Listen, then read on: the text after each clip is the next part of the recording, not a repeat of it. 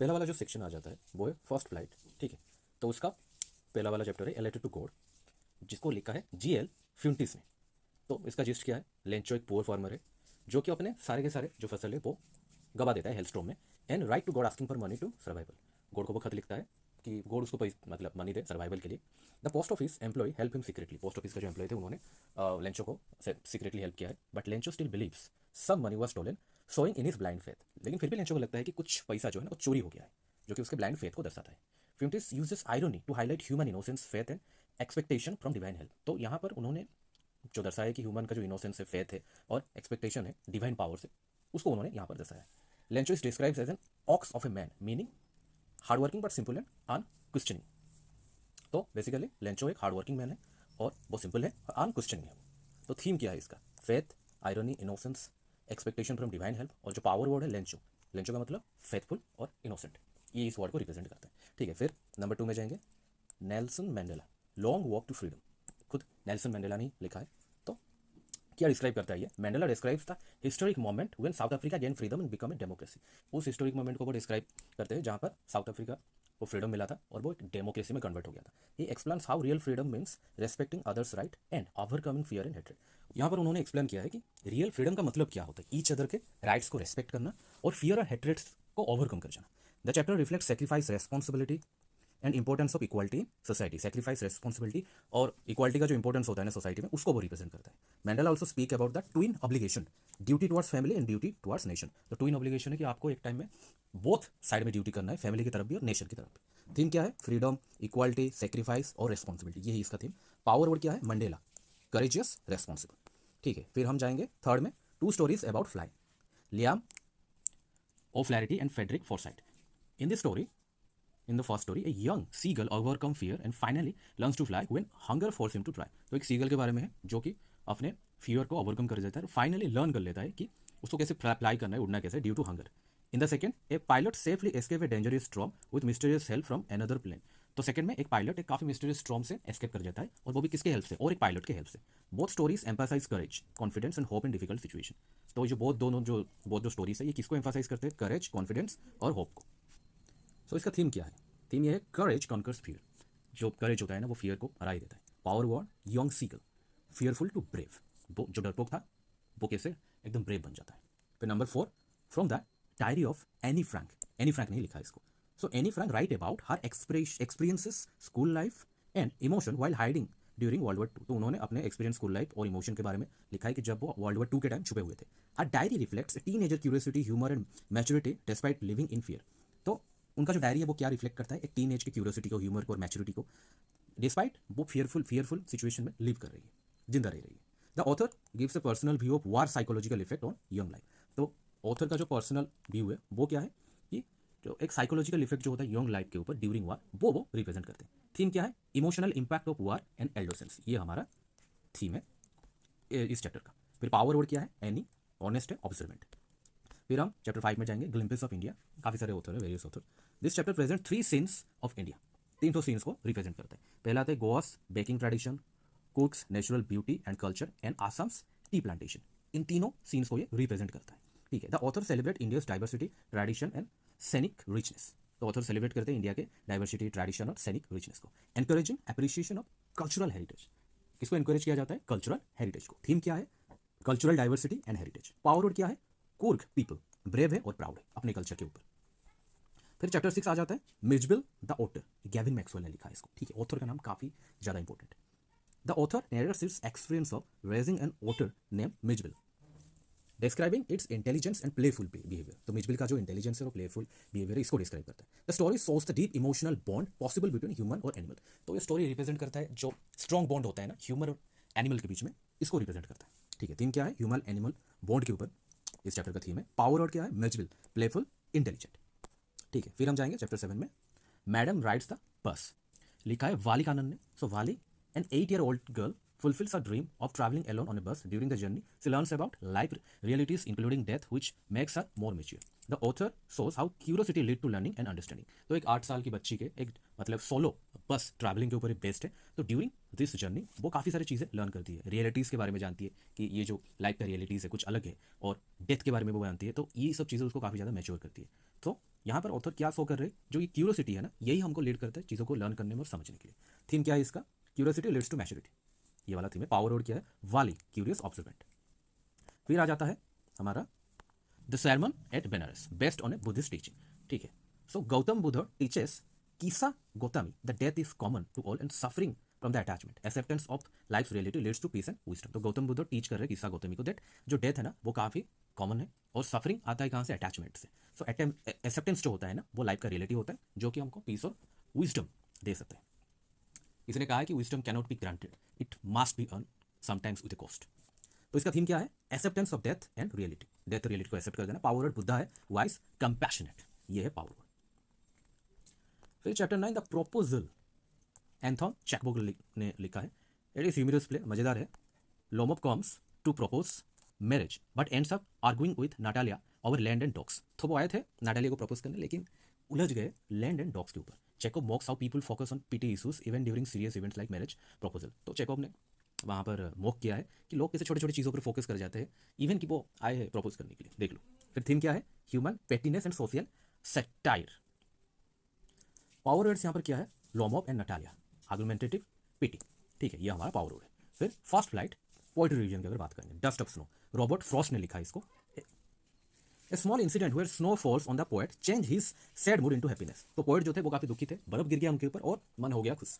Frost shows how small moment in nature can brighten life. तो हम worry करते हैं छोटे छोटे चीज़ों पर, तो ये छोटे छोटे मोमेंट्स नेचर में होते हैं ना, वो कैसे हमारे लाइफ को ब्राइटन अप कर सकते हैं। थीम की अगर बात करेंगे, small natural moment can transform mood, ये मोटो ऑफ द डे भी हो सकता है। फिर हम आएंगे फायर एंड आइस में, भाई रॉबर्ट फ्रॉस्ट ने लिखा है।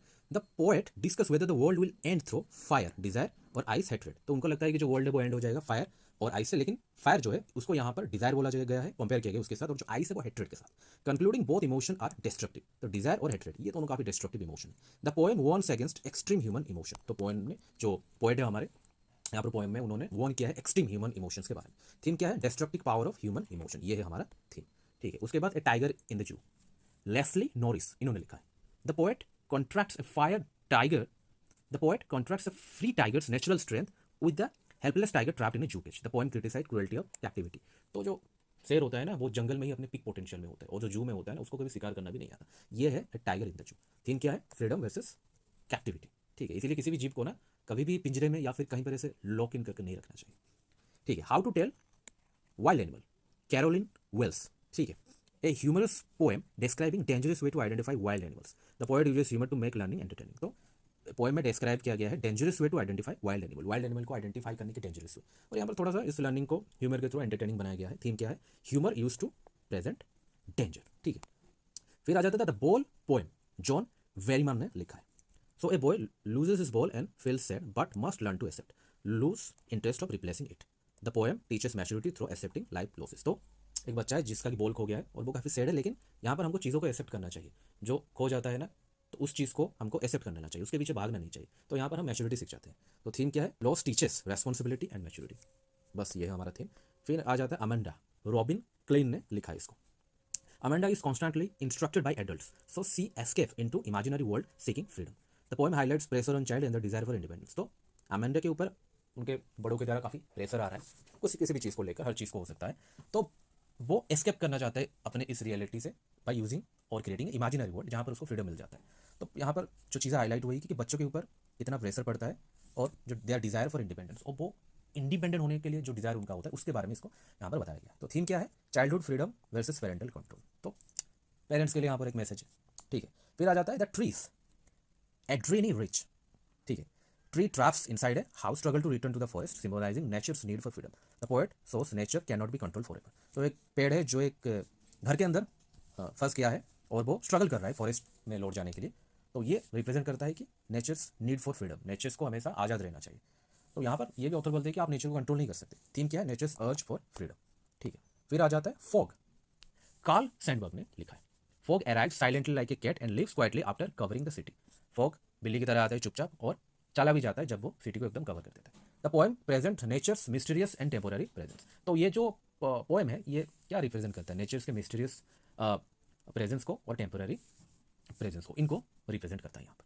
तो थीम क्या है, silent and mysterious moment of nature, ये हमारा थीम, ठीक है। फिर आ जाता है the tale of custard the dragon, Ogden Nash इन्होंने लिखा है। Casted the dragon is mocked as cowardly, but people prove brave when danger approach. The poem teaches that true courage appear in action. तो जो असली करेज होता है वो action में ही रिप्रेजेंट होता है, ठीक है। और वो ट्रू करेज तभी निकलता है, हम सोचते हैं कि हमारे अंदर जितना पोटेंशियल है हम उससे कहीं ज़्यादा कैपेबल होते हैं, और वो राइट मोमेंट में सही वक्त में डेंजर के टाइम में निकलता है। थीम क्या है? Real courage is on in action, ये वाला है थीम। फिर आ जाता है for Anne Gregory WB Yeats. इन्होंने लिखा है the poet says people love physical beauty not inner qualities. तो लोगों को फिजिकल ब्यूटी पसंद है, इनर क्वालिटीज बिल्कुल भी पसंद नहीं है। Only God see true inner worth, stressing deeper values beyond appearance. भगवान ही देख सकते हैं इनर ब्यूटी को, इंसान में वो काबिलियत नहीं है। थीम क्या है? Inner beauty is more important than outer beauty. सच है, लेकिन जब प्रैक्टिकलिटी की बात आती है लोग हमेशा आउटर ब्यूटी को ही देखेंगे। फिर आ जाता है फुटप्रिंट्स विदाउट फिट, इसका revision A Triumph of surgery, James Harriet ने लिखा है। क्या है? A veterinarian cures tricky and overfed dog through discipline and exercises. The story humorously shows that proper care leads to health. तो एक खाता पीता मोटकू सा कुत्ता, उसको उन्होंने डिसिप्लिन सिखाकर उसको एकदम फिट बनाया है, और थोड़ा थोड़ा कॉमेडी, थोड़ा मजाक मस्ती भी यहाँ पर देखने को मिलेगा। तो थीम क्या है? Discipline needs to healthy living. Power word tricky, pampered, मतलब काफ़ी प्यार से बड़ा किया गया है, इसलिए तो मोटकू हो गया है। फिर आ जाता है the thief story, Ruskin bond, काफ़ी लोगों के फेवरेट है। A young thief reforms after experiencing kindness from his employer. The story shows how trust and compassion can change people. मतलब एक चोर भी काइंडनेस एक्सपीरियंस कर बदल सकता है। Every sentient being has the capacity to change, एक बहुत बड़े लेजेंड ने कहा था। तो थीम क्या है? काइंडनेस रिफॉर्म इंडिविजुअल, काइंडनेस किसी को भी बदल सकता है। पावर वर्ड क्या है? हैरी सिंह, रिफॉर्मेबल, ठीक है। फिर आ जाता है द मिडनाइट विजिटर, ये ब्लू गाय हो गया, ठीक है। रॉबर्ट आर्थर ने लिखा है। Ausable spy cleverly trick another spy without physical confrontation, intelligence prove more powerful than strength. हर बार ये हाथापाई, मुक्का मारना या फिर फिजिकली किसी को असॉल्ट करना काम नहीं देता, तो यहाँ पर एक स्पाई ने दूसरे स्पाई को ओवर पावर कर दिया है अपने इंटेलिजेंस के दम पर। थीम क्या है? Intelligence over physical strength. Power word possible, intelligent, ठीक है। फिर आ जाता है question of trust, Victor Canning, a thief is tricked by another criminal showing irony among dishonest people. Horace can be throw meticulous is fooled by a clever woman proving there is no honour among thieves. तो theme क्या है? Crime leads to betrayal, crime करोगे तो धोखा मिलेगा ही मिलेगा। तो यहाँ पर एक क्रिमिनल क्या करता है? एक thief trick bye another criminal showing irony among dishonest people. Dishonest people के अंदर भी उनके बीच में आयरनी की बात हो जाती है, ठीक है। तो पावर वर्ड क्या है? Horse can B meticulous but foolish, ठीक है। फिर आ जाता है footprints without fit, H.G. Wales ने लिखा है। A scientist discover invisibility but use it for crime, showing that science without morality is dangerous. Great power comes with great responsibility. जानते हो किसने बोला है? तो भाई यहाँ पर हो जाता है रेस्पॉन्सिबिलिटी उड़ गया तो मिल गया इनविजिबिलिटी का पावर, लेकिन कर दिया कांड। थीम क्या है? Misuse of science harm society. Science का मिसयूज ऑब्वियसली करोगे, कोई भी करेगा तो सोसाइटी ही सफर होगा। फिर पावर वर्ड क्या है? ग्रिफिन, लॉलेस जीनियस, यस ये वर्ड अच्छा है इसके लिए। The making of scientist, Robert W. Peterson, Richard Ebright becomes a successful scientist due to curiosity and consistent effort. Success comes from dedication and interest in learning. तो जो scientist Richard Everett थे वो successful scientist बन गए, क्यों? उनके अंदर curiosity था और वो कंसिस्टेंट थे इफोर्ट्स देने में। तो सक्सेस हमेशा डेडिकेशन और इंटरेस्ट ऑफ लर्निंग से ही आता है। थीम क्या है? Curiosity and discipline leads to success.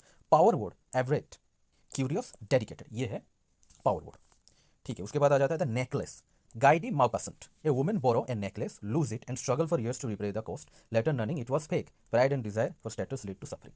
तो एक औरत ने एक नेकलेस बोरो किया था, उसने उसको चोरी हो गया, फिर उसने खो दिया और काफ़ी साल उसने मेहनत की उसके पैसे को चुकाने के लिए। इन द एंड उसको पता चला कि ये तो फेक था। तो pride and desire for status lead to suffering, जो दिखता है हमेशा वही असली हो ऐसा मतलब गारंटी नहीं होता। थीम क्या है? Pride and materialism cause suffering. Word power word माटिल्डा, dissatisfied, हमेशा मतलब सेटिस्फाई होता है। फिर नंबर 8 वोली, K.A. अब्बास, ठीक है, इन्होंने लिखा है a simple girl gain confidence through education and reject an unfair marriage proposal, education empower individual. तो एक काफ़ी साधारण सी सिंपल लड़की कॉन्फिडेंस गेन करती है एजुकेशन की वजह से और एक अनफेयर मैरिज प्रपोजल को रिजेक्ट कर देती है। तो एजुकेशन जो है ना वो एम्पावर करता है इंडिविजुअल को। थीम क्या है? Education empower individual. Power word Bholi, resilient, ठीक है।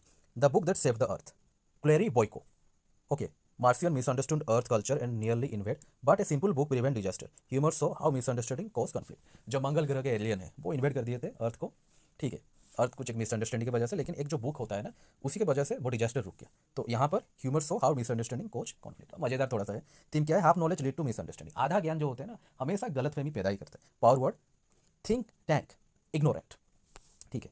उसके बाद आ जाता है section A, extract based tricky one.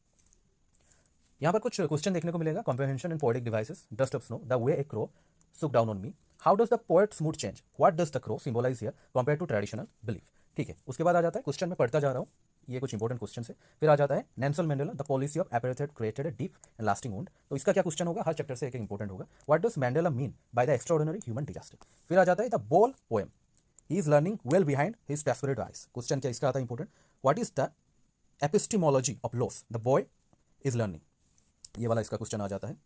फिर आ जाता है नंबर 4, अरे ये तो ऊपर नीचे होगा। Okay, the number 4, the sermon of Benares, the life of mortal in the world is trouble. इसका क्या क्वेश्चन होगा, what metaphor does the Buddha use to describe the inevitability of death. ठीक है, राइप फ्रूट, earthen vessel। फिर आ जाता है number 5, A tiger in the जू, ही stocks in his vivid stripes, contract the tiger's emotion in the cage versus his natural habitat, identify the oxymoron uses, example quite rich। ये इसका important question हो सकता है। फिर सेक्शन भी short answers की बात करेंगे, 30 से 40 वर्ड में लिखना है, 3 मार्क्स के। Precision and key plot points, इनमें फोकस होना चाहिए। Lencho, why did Lencho call the post office employees a bunch of crooks, why is this irony. फिर आ जाता है seagull, how did the family punish the young seagull to make him fly. फिर आ जाता है question number 3, Anne Frank, why does Anne feel that paper has more patience than people. Okay, फिर आ जाता है number 4, Coorg, what is the story regarding the Greek और Arab descent of the Kodava people. फिर आ जाता है Mijbil, how did Mijbil behave during the flight of London.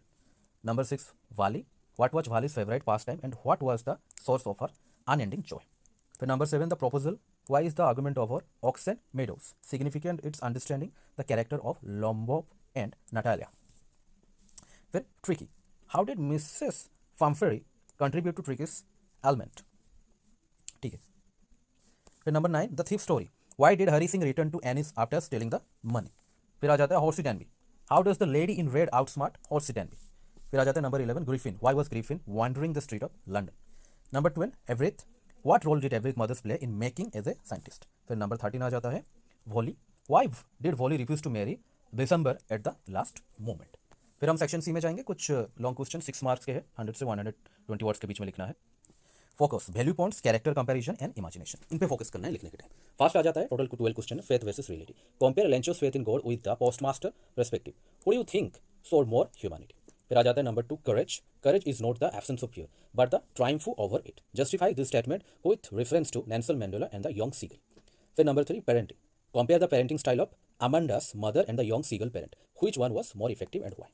ठीक है, फिर नंबर 4, एनवायरमेंट, बेस्ड ऑन, एक second, based on the tree, describe the conflict between human attempting to domesticate nature and nature's urge to be wild. Then number 5, education, how did education change Wally's life, compare her teacher's impact on her with Mr. Passing impact on Annie Frank. Then number 6, greed versus contentment, the necklace teaches that we should be content with what we have, discuss how Matilda's life would have been different if she had confessed to Mim Foster Waller. फिर number 7, ये 6 हो गया, 7, science and morality, compare Griffin footprint without feet and Richard Ebright the making of a scientist, how does the absence of morality make science dangerous. फिर आ जाता है trust and betrayal, both the thief story and a question of trust deal with thieves, how was Anil's trust different from the trust Horace expected from the lady in the red, ये question number 8 हो जाता है। फिर question number 9 अगर हम देखेंगे, understanding others, misunderstanding cultural differences can lead to chaos, explain this with reference to the book that saved the earth। ठीक है, फिर number 10, human animal bond, compare the relationship between the pilot and the narrator black aeroplane with the bond between the author and Mijbil. फिर question number 11 जो है loss and growing up, compare the lesson learn by the boy in the ball poem with the lesson Kisa Gotami learns in the sermon at Benares. ठीक है, फिर आखिर में number 12, subjective beauty, beauty is in the eye of the beholder, discuss this with reference to the poem for Anne Gregory. So ये था पूरा का पूरा इंग्लिश का जो भी बुक्स है उसका जिस्ट और कुछ इंपॉर्टेंट क्वेश्चन। तो वीडियो को लास्ट तक देखना, यहाँ पर सार का सारा है, एक वीडियो देखकर पूरा का पूरा हो जाएगा। और अगर वीडियो स्लो लगे तो थोड़ा सा स्पीड बढ़ाकर 1.5x या फिर 2x में देख सकते हो। ठीक है, तो अच्छे से एग्जाम देना, एग्जाम के लिए बेस्ट ऑफ लक, मिलते हैं और एक वीडियो में, बाय बाय, टेक केयर।